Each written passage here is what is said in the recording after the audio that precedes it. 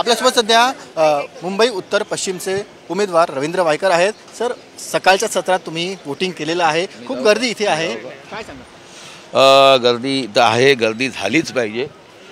Voting सर्वांनी केलं पाहिजे आणि वोटिंग सर्वांनी केली करायला पाहिजे म्हणजे हिंदुस्थानचे पंतप्रधान आणि देश आपला कशा पद्धतीने चालायला पाहिजे यासाठी ते वोटिंग चांगला उमेदवार निवडून देणं आणि हिंदुस्थानवरती किंवा भारतावरती पुन्हा पंतप्रधान नरेंद्र मोदींना बसवणं हे सर्वांनी ठरवलेलं आहे आणि त्या पद्धतीने लोक आपलं मतदान करायला आलेले आहेत। धनुष्यबाण तुमच्या सोबत आहे, पण यंदा समोर मशाल आहे उद्धव ठाकरेंची। अमोल कीर्तीकर उमेदवार आहेत, त्यांच्याबद्दल काय सांगाल? लढाई कठीण आहे? हा उमेदवारासमोर असतोच ना, प्रत्येक गोष्टीत उमेदवार असतोच समोरचा, त्यामुळे मला तरी कठीण वाटत नाही, कारण 7 वेळा विजय 8व्या वेळेला देखील मला देशसेवेसाठी हा विजय मिळतील आणि लोक तशी आशीर्वाद देतील सर्व। अमोल कीर्तीकरांसाठी स्वतः उद्धव ठाकरे मैदानात उतरले होते, सभा त्यांनी घेतला, शेवटच्या दिवशी रोड शो देखील मोठा केला, काय वाटतं किती मोठं आव्हान आहे? अजिबात नाही, कारण याच्या अगोदर देखील मी स्वतः एकटाच लढलेलो आहे इथे, माझ्यासाठी कोणी नेता वगैरे नाही, मीच नेता, मीच शिवसैनिक, मीच कार्यकर्ता आणि अशा पद्धतीने लढतो आणि मला गरज लागत नाही, कारण मी पहिल्या दिवसापासून काम करतो, लोकांपर्यंत पोहोचतोय, त्यामुळे मला नंतर मीटिंग घ्या किंवा आणखीन काय घ्या म्हणून मला एवढं कमी वेळ 13 दिवस मला फक्त मिळाले,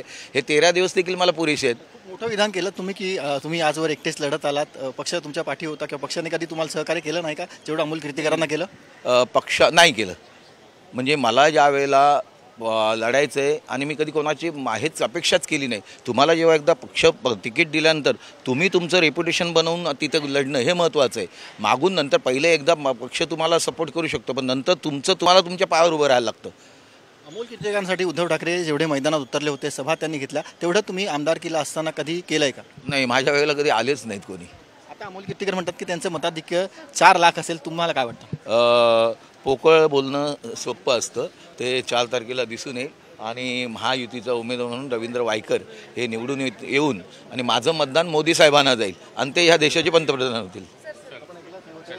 रवींद्र वायकर आजवर त्यांनी केलेलं काम हे त्यांच्यासाठी विजय सुकर करेल असं त्यांनी इकडे म्हटलेलं आहे। व्हिडिओ जर्नलिस्ट नितीन बुढारेसह सचिन गाड, साम टीव्ही, मुंबई।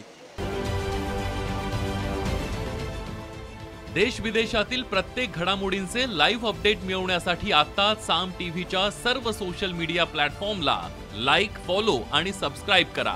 तसंच सर्व नोटिफिकेशनसाठी बेल आयकॉन प्रेस करायला विसरू नका।